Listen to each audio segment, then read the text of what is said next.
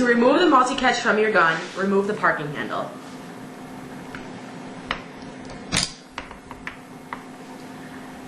Next, remove the hinge pin and lift the main MultiCatch unit away from the gun.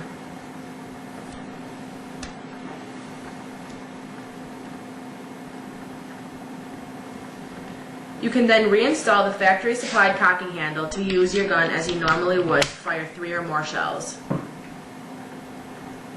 To remove the MultiCatch bases completely from your gun, apply steady twisting pressure to each base to remove them from your gun.